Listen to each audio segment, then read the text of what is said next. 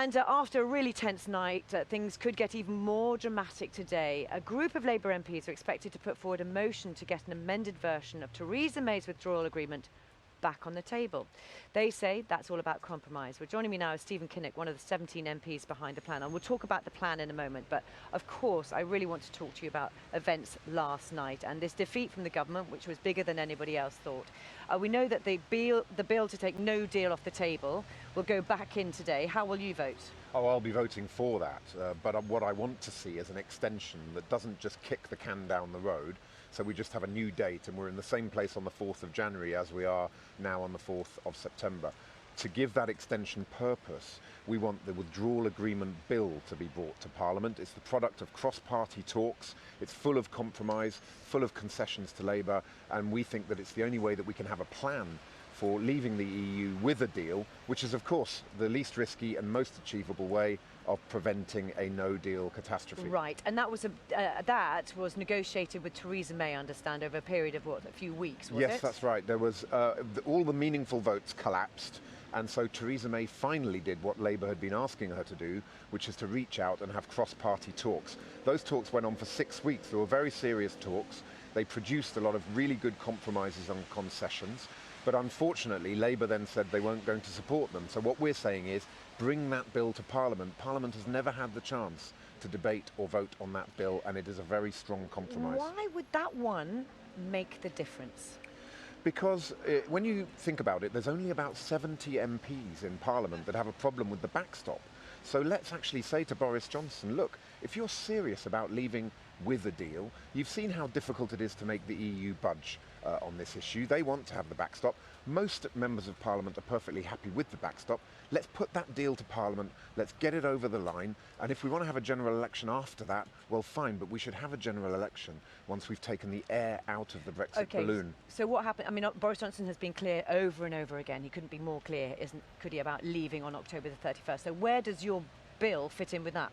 Well, I think we would have to have an extension to put a deal into play anyway, because of the time it takes to legislate. So you're still talking about an extension, even though... Yeah, our amendment is based on the assumption that there would be an extension to the 31st of January, but we want it to be an extension with a purpose. Just changing the date from the 31st of October to the 31st of January is kicking the can down the road once again.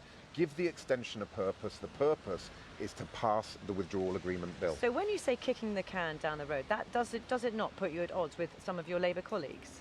Well, I hope that my Labour colleagues will come on board with this amendment today, because they will understand that what the country wants is clarity and certainty. There's no majority in the country for leaving the EU without a deal. People want a compromise. That means respecting and honouring the result of the referendum, but keeping a good, frictionless economic relationship with the EU. That is what the withdrawal agreement bill actually would deliver.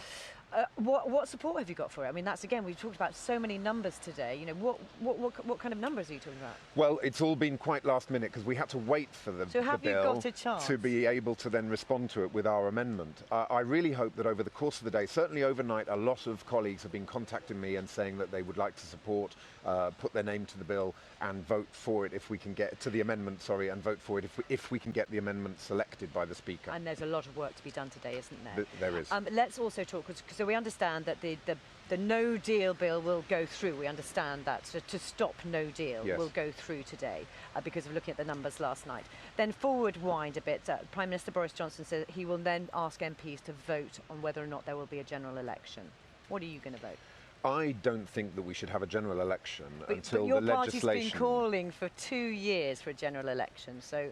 Yeah, but it can't be a general election which is just a Trojan horse for smuggling us out of the European Union without a deal. The purpose of the general election should be, once we have secured the certainty of not crashing out on the 31st of October, then bring it on. But first of all, let's get this legislation through so that we don't have a Prime Minister who's clearly ready to abuse the norms and conventions of our democracy. So as it stands today, you will vote against a general election. What do you say to people out there who think, well, why? You know, some people may want that. I would say that we don't trust Boris Johnson because he could well bring forward a general election date which is prior to the 31st of October crash out and then change it through proclamation. He's shown that he's ready to play all sorts of shenanigans with our norms and conventions of democracy. So I think we can't allow that to happen. Let's get this legislation through. Then yes, of course, if he wants to have a general election, but I think it would be much better if we could all agree that we have an extension, but the extension is one sole purpose only, which is to secure a deal with the European Union. Let's take the air out of the Brexit balloon so we can get our politics back to where it should be. Jobs, the NHS, schools. Do you remember when we used to talk about that kind of thing? Stephen Kinnock, I'm sure lots of people at home might think that perhaps we should talk about other things. So should we try and do that at the moment? Thank you very much indeed for talking to us.